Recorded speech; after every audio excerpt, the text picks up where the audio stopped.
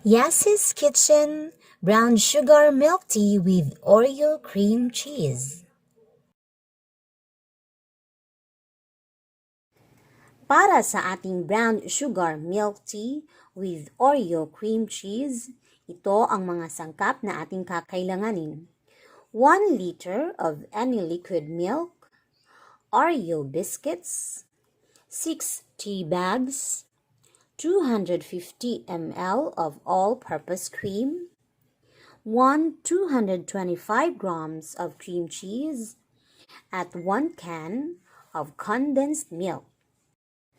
At gagamit din tayo ng 2 cups of tapioca pearl at 2 cups of muscovado sugar.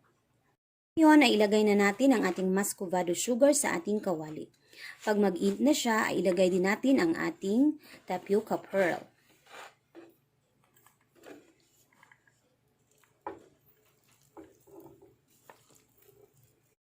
Pagkatapos ay i-mix natin ito hanggang matunaw na ang ating muscovado sugar.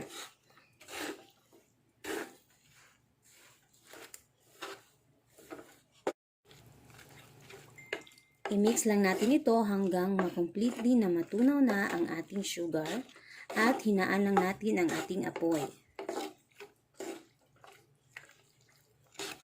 Pag nakikita nyong medyo malapot na siya at completely na natunaw na ang ating sugar, papatay na natin ang apoy, set aside muna natin ito at papalamigin. Kumuha naman tayo ng 3 cups of hot water, pagkatapos ay ilagay natin ang ating 6 tea bags.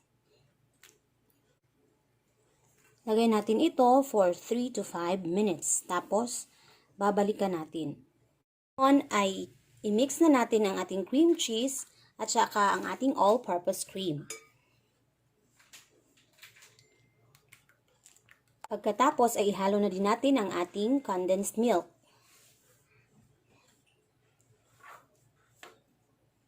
Pagkatapos ay i-mix natin ito hanggang maging smooth. Kung meron kayong electric mixer ay pwede kayong gumamit. Kung wala naman ay maaring mano-mano natin gawin.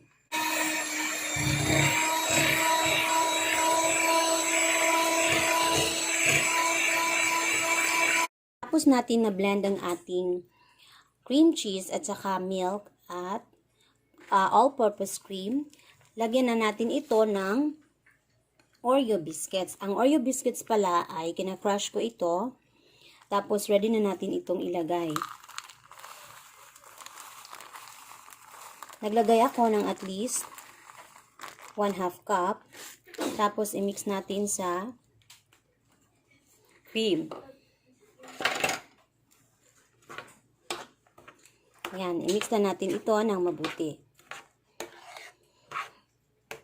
Tapos nito ay ready na tayong mag-assemble ng ating milk tea.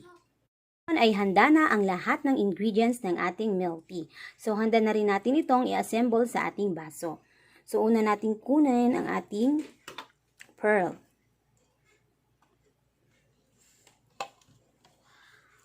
So pag mag-assemble tayo ay didikit na natin sa gilid. Yan. Tapos ay ilagay na natin ang ating cream cheese.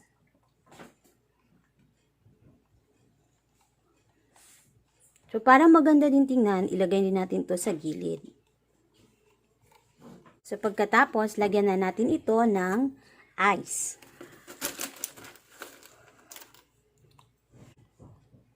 Lagyan na natin ito ng tea.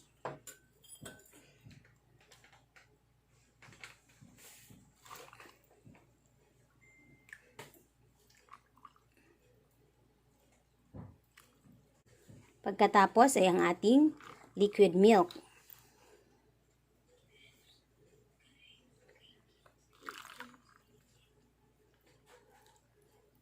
Lagyan ulit natin ito ng cream cheese.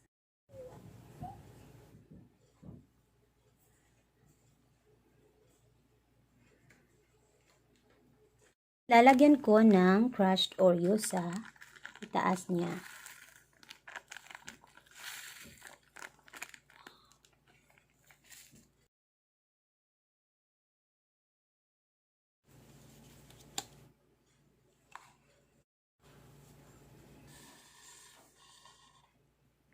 So, ayan, ready to drink na ang ating milk tea.